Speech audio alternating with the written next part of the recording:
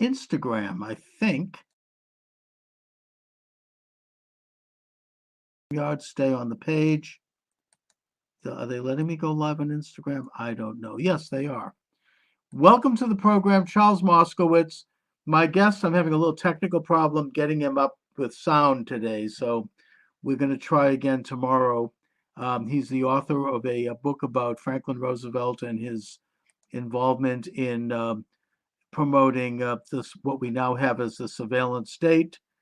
And certainly that is something that I have tried to overcome, as have many people since the great crackdown of 2019, which is a real thing, as most of us know. Let me just go. Let me see. This is. I actually can take calls on this program. If you'd like to call in, you're welcome to do that at Skype. Let me just get my Skype thing. You'd think I'd be more prepared, but here we go. Skype, Skype, Skype. All right. So the Skype number. Oh, they want me to sign in. Great. Okay, there it is. Is no, I just is 617-396-4958. 617-396-4958. Now, I'm just mainly testing out the system right now, but I want to talk briefly about an issue that I care deeply about, the Israel Arab conflict as it is presently unfolding in Gaza. And last night I'm listening to a live stream with Stu Peters, who I think is one of America's very best talk show hosts, but he's just off base on this issue of the Jews and on Israel. And I wish I could reach him. I wish maybe he'd have me on to talk about this.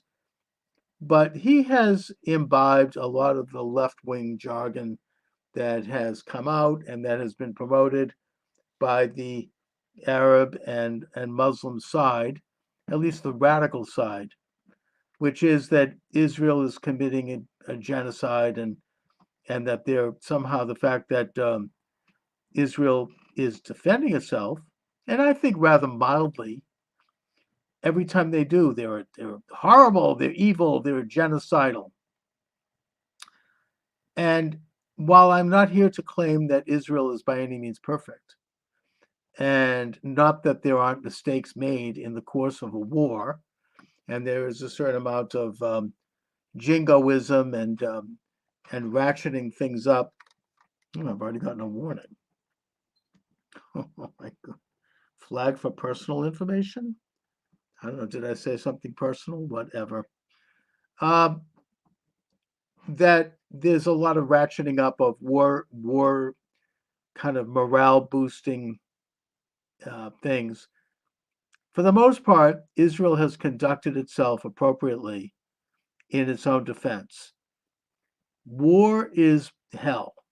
There are innocent people being killed, men, women, and children.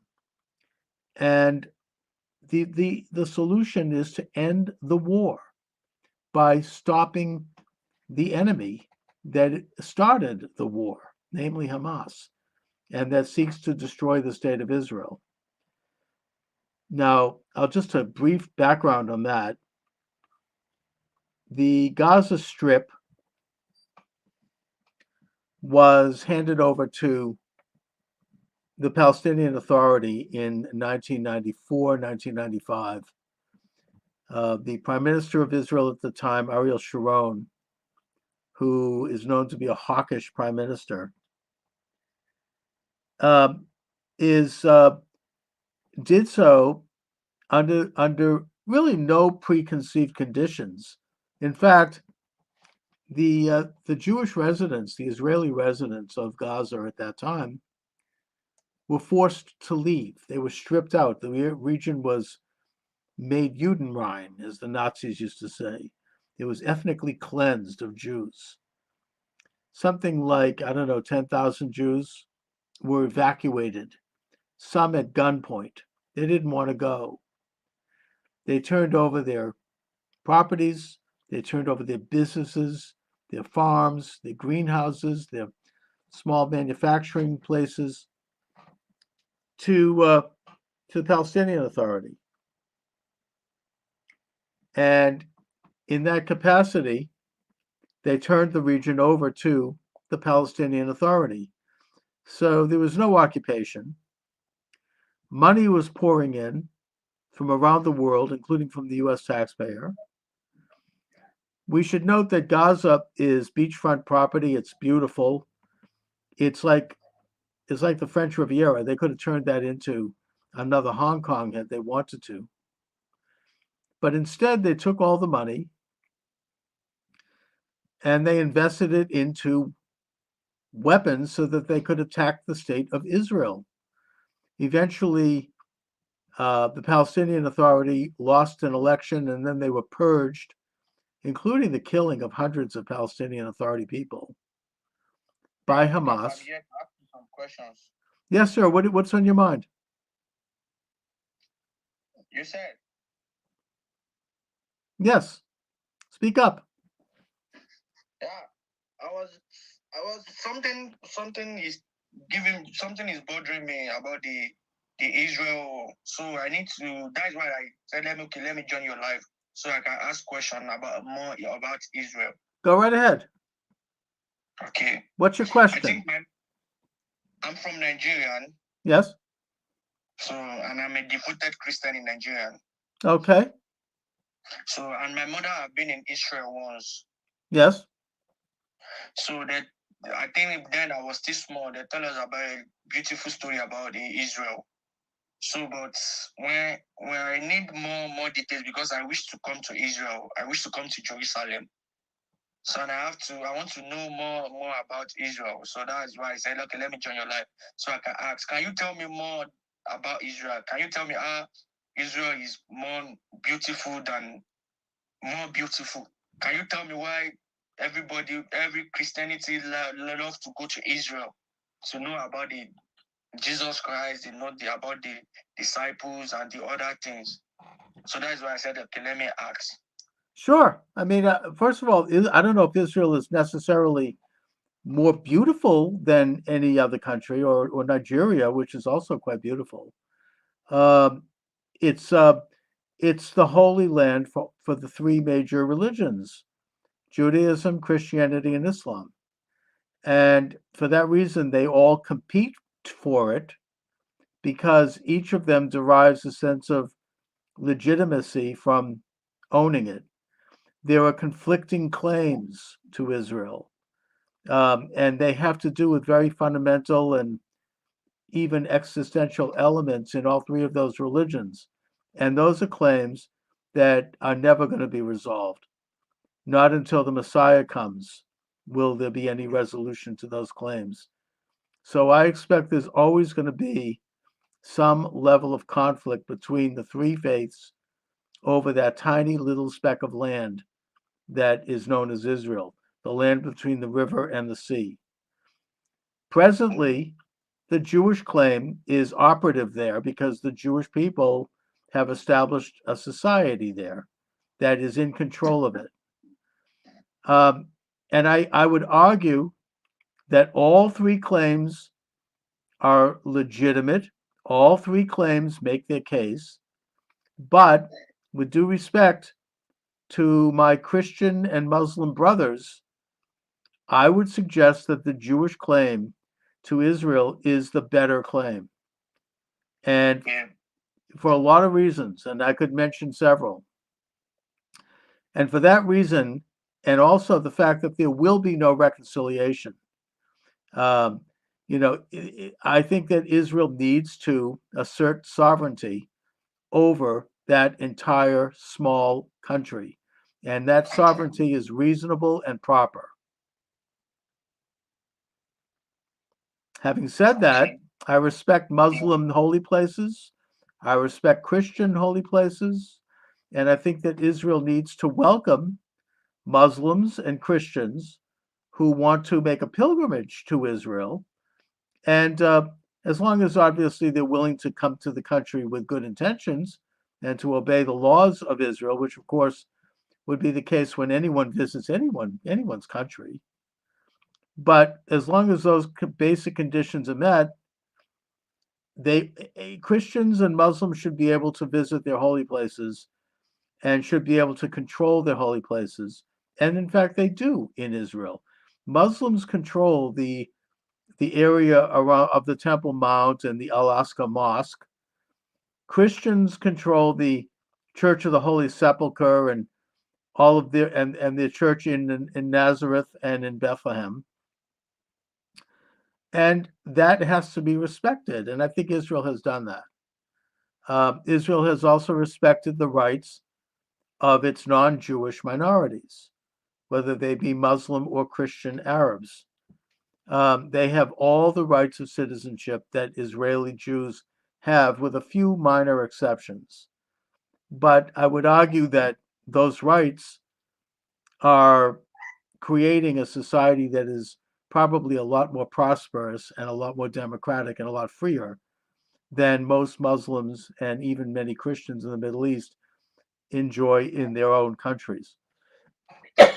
So, So, but because in Nigeria, yeah, we Muslim and Christian, the Muslim brothers and the Christian brothers, we always have an argument between ourselves that the best religion is Christian. The Muslim brother will say the best religion is Muslim. But because when I did my NYC, my service course, I did it in Muslim school. So people are always against me when I said about Jesus Christ. So most of them engage me because they are all Muslim brothers and sisters. So they always tell me the Islamic religion is more than better than the Christianity. So always have an argument with them time to time. But what I don't have a proof, or let me say I don't have a confidence when I've never met some things, when I've never seen some things to encounter them, that the Christianity is more than is better than the Islamic religion. So, and I have a great opportunity. I'm so happy to have you here now. So I can ask you the question: between the Christianity and the Islamic religion, which one is better? well, I mean, I think that whichever one works for you and for your family is the better one. I don't think Mm. that I'm not going to come in and judge Christianity or Judaism or Islam as better. Because How we can I already tell a fight. Christian that they should be a Muslim or a Jew or a Jew that they should be a Muslim or a Christian? I mean, all three of them have created incredible societies. All three of them have enormous potential for individual redemption and holiness. All three of us worship the same God as the creator of the universe and as the giver of the law. We are all Yes. of the Abrahamic faith. And yet, we have irreconcilable differences, and there's no reason why they have to be reconciled. We're just not going to see it the same way. It's just that So simple. It doesn't mean that we're anti. Because I'm a Jew, that why doesn't make me the reason anti why Christian or anti Muslim. the reason why I was trying to ask this question is that my first employee, I was employed in the Muslim secondary school, the Muslim nursery and primary school Right. at Nigeria here. So I was employed from the ordinary teachers. So Hmm. when the HOD came and asked of my name, I've been working there after some months before the owner of the school, because it's a private school, before the owner of the school came back. When he asked the proprietor that he have assigned a new teacher to teach the student. It was like, okay, I should come for me another interview. So when I get there, he asked me my name. Because I was bearing a Christian name, it was said I cannot work in a school because the school is an Islamic school, and Right. I cannot work because I'm a Christian. I'm from Christian family, so you cannot employ a Christian to his school because his school is a Muslim school. So Right. I was very so ashamed of myself. Like I was very very depressed because that is the only job I can secure then. But we thank God. I thank God for today.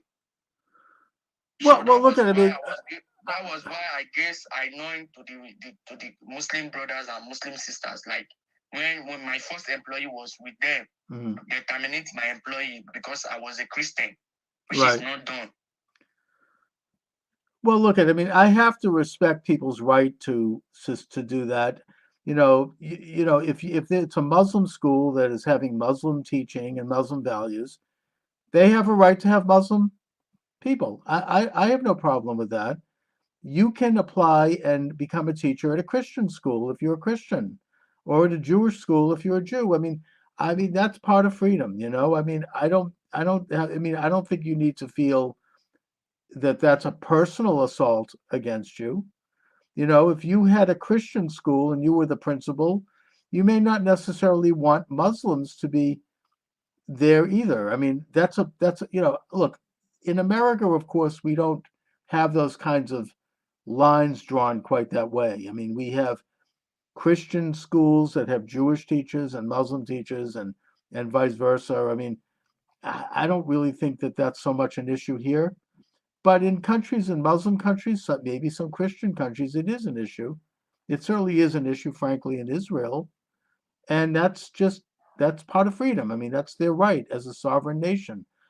Israel, unfortunately, because of this present war they're having with Hamas, something like 70, 80, I think 90% of Muslims and Christians who are indigenous to or who live in Judea and Samaria have said that they support Hamas. And about 25 to 30%, I think, of Israeli Jews, Israeli Arabs, have said that they support Hamas, which has led to suspicion among the Jewish population. Can they trust them? Let's not forget, Hamas came in and slaughtered over 1,000 Israelis, and in the most vicious ways, and in a way that goes back to like medieval times. So there is some concern about separating people because of that. That's just how it goes. I don't really think that should be a problem for you. Anyway, Yeah, because I was feel assault then. I was not really really happy because for me to secure a job then yeah. was a properly big to me. So, but we thank God today. I'm the one of the Nigerian police force. Okay. So I'm into police.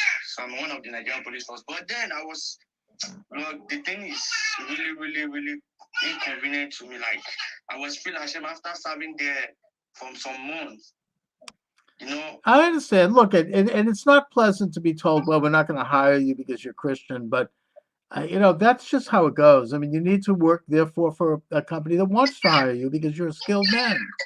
You're a family man. Obviously, you got a child there, and I would say go to a company where they want. There's plenty of companies that would want you. I mean, it's just that's just part of freedom. I wouldn't take it personally. Work for a Christian company. You're a good man. You obviously are very skilled. You're very articulate. So I wouldn't take it personally. I just go where you wanted, go where you needed. Don't try to impose yourself on someone who doesn't want you for whatever reason. It's their loss, right? I mean, anyway, yeah. I really appreciate for the advice. Okay. I really appreciate for the elderly advice you gave to me. Thank you. I'm happy. Really, really appreciate. And I appreciate you joining my show. And thank you very much. All right. Any other time I need to ask some things about the Israel, about the United States, the UK. So I'll try to communicate with you, join in your live. Thank you. Give you some messages.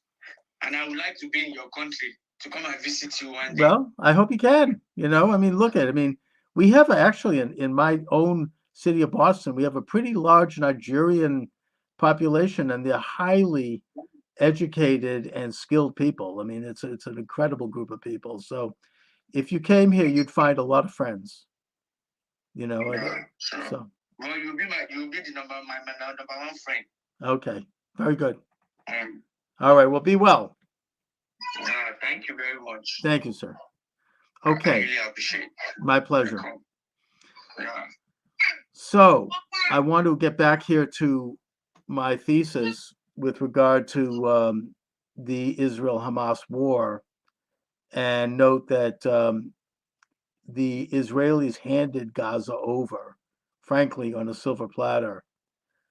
And once again, the Arabs did not. They turned it into crap. I mean, they turned it into firing something like 6 or 7 thousand missiles at Israel.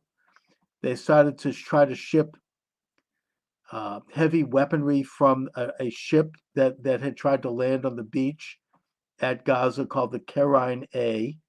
Israel intercepted that ship, and since then they had to put on a blockade. Um, they started building an incredible network of tunnels. Can you imagine if they had used that money to build their economy? If they had used it to create a successful sovereign state, which they had every opportunity to do. Instead, they used it to build these tunnels so they could get into Israel to kill as many Israelis as possible. And then they started floating in the gas balloons to burn Israeli fields. Every time there was a ceasefire, they ignored it and they continued firing. And the final straw was October 6th, when they decided to fly in on hang gliders with machine guns and attack the music conference, music festival, and various kibbutzim, killing as many people as they could, raping women, beheading people, engaging in all sorts of barbarities as much as they could. The only reason they were stopped was because Israelis responded as individuals by taking up arms.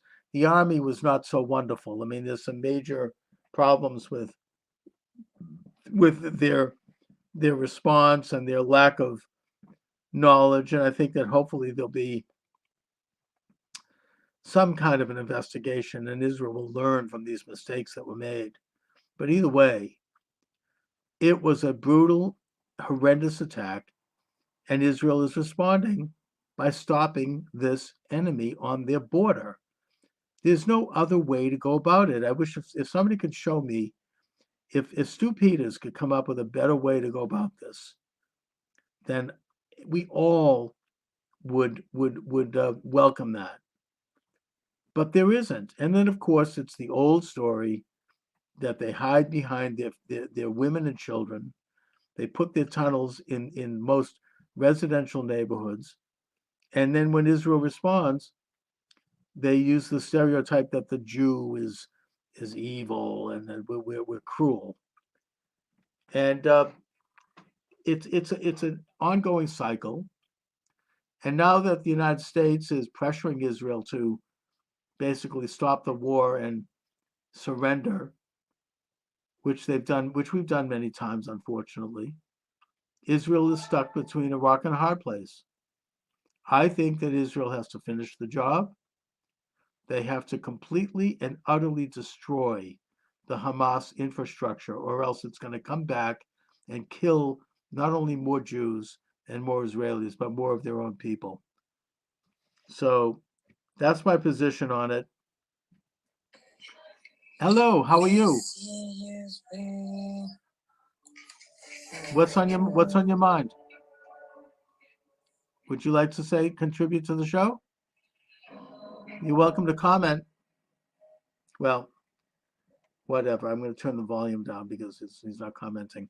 Um, Furthermore, I would suggest that um, Israel, in this long and internecine conflict, is going to have to assume complete sovereignty over that tiny country. This dream of a two-state solution is dead. It has been tried, and it has been tried, and it has been tried. And it's not going to work. There's no reason to think it would. And I think that Israel needs to move on and develop a means by which they can assume control of their own country. The whole Palestinian Arab nationhood is nothing more, never was anything more than an agenda to destroy Israel. I think that's obvious. Israel is a dynamic, organic Jewish state. It is modest and proper. in the context of the Middle East. The Arab and Muslim nations have sovereignty all the way from the Cape Horn to the Pacific. They have oil-rich and vast nations. They would benefit by living peaceably with Israel and entering into a more peaceful paradigm. And Israel has to take that position. I would argue that Israel should offer citizenship to the Arabs of Judea and Samaria and Gaza. The liberals in Israel say, "Oh well, that'll be the end of Israeli citizenship." No, it won't. First of all, um, those who don't accept citizenship and those who insist on engaging in war against Israel, I would suggest that they should be, let's put it this way, encouraged to leave. They should be, you want to say ethnic cleansing? Fine. It wouldn't be the first time in history that this has happened, and there's a lot more legitimate reason why this could happen in Israel than it might happen in countries like Turkey and Greece or Germany and Poland or India and Pakistan, which had vast wealthy countries that really didn't need to do this. It's not based on hatred. It's not based on the ethnicity of the Arab. It's based on ideology, strictly. They have an ideology that seeks to destroy Israel. They are competing with Israel. I would compare it in a certain way to the American Civil War. I was thinking about this morning. There was a great deal of ambivalence at the beginning of the American Civil War. There was a lot of sentiment on both sides that the two countries just should separate and form separate nations, and that of course would have eventually devolved into each state becoming a separate nation. And that was an agenda, I think, that was being imposed on both sides from internationalists at the time. Who knows? But the point is that the decision was taken around 1643 by General Ulysses S. Grant, who delivered a speech where he said that the South we would have to have unconditional surrender of the Confederacy. There would be no negotiation, there would be no recognition, that the Confederacy would have to completely and unconditionally surrender in order to end the hostilities. There would be no Confederacy. That was it. That was a hard decision. And by the way, that same term was repeated in 1943 at Casablanca by President Roosevelt, who said that about Nazi Germany. There would be no negotiation. There would have to be a surrender because it was decided by the United States in both cases that they could not live and coexist with this other ideology. Now, for right or for wrong, and I would say it was right, that was the decision that was rendered, and that was the decision that was carried out.